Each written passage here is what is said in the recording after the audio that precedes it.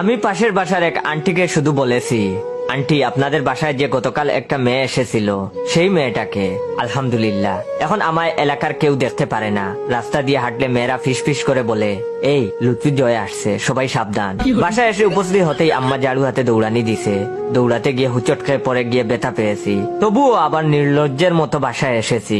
আম্মা তখন হুঙ্কার দিয়ে বলল তুই কেন এই বাসায়? আমি তখন বললাম আমার বাপের বাসায় আমি এসেছি।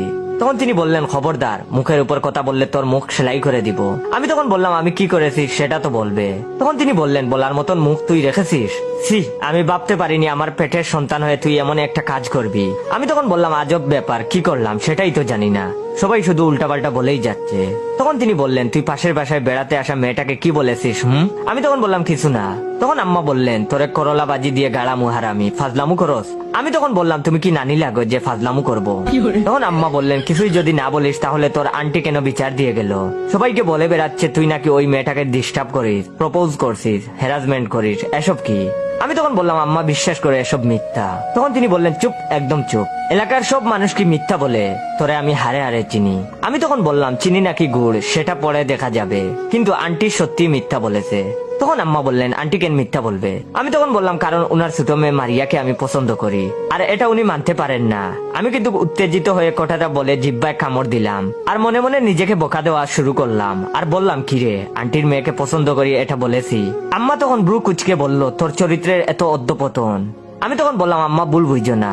তখন আম্মা বললেন বের হো বাসা থেকে। আমি তখন বললাম আম্মা সরি। আম্মা তখন বললেন এই মুখে আর কখনো আমায় মা বলে ডাকবি না। বলেই আম্মা আবার ঝাড়ু হাতে দৌড়ানি দিয়েছে। আব্বাও মেসেজ করে বলে দিয়েছে আর কখনো আমায় বাবা বলে ডাকবি না। তাদের দেখা দেখি ছোট বোনও ফোন করে বলেছে তুমি আমায় বোন ডাকবা না, যদি ডাকো আমি বাসা থেকে পালিয়ে নেপচুন যাব। বোনের কথা শুনে আহমক হয়ে গেলাম, এই হতচ্চরি নেপচুনের কি বুঝে? মন চায় ঠুয়া মেরে কান লাল করে দেই। পেটে টান পড়লে বাসার কথা ঠিকই মনে পড়ে। আমারও তাই। রাত 10টার দিকে বাসায় ফিরলাম। আম্মা সোফায় বসে হিন্দি সিরিয়াল দেখছে।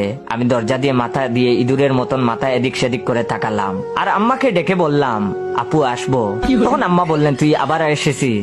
আর ওয়েট, আপু কাকে বললি? আমি তখন বললাম তুমিই তো বলেছো তোমার যেন মা না ডাকি।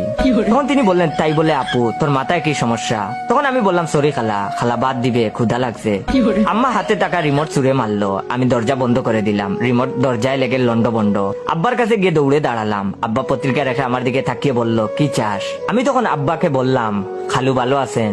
তখন তিনি বললেন কি বললি তুই? আমি তখন বললাম তুমিই তো বলেছো তোমায় যেন বাবা না ডাকি।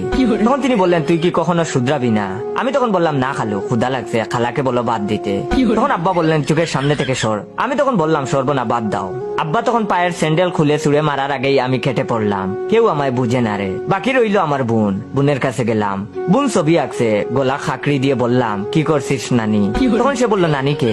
আমি তখন বললাম তুই কেন সকালেই না বললি তোকে যেন বোন না বলি?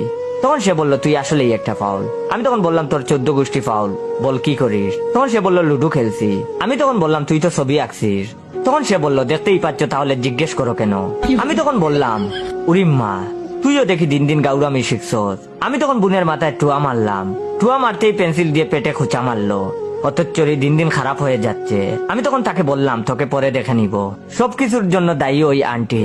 উনি প্রতিশোধের জন্য আমার সাথে এমন করছে।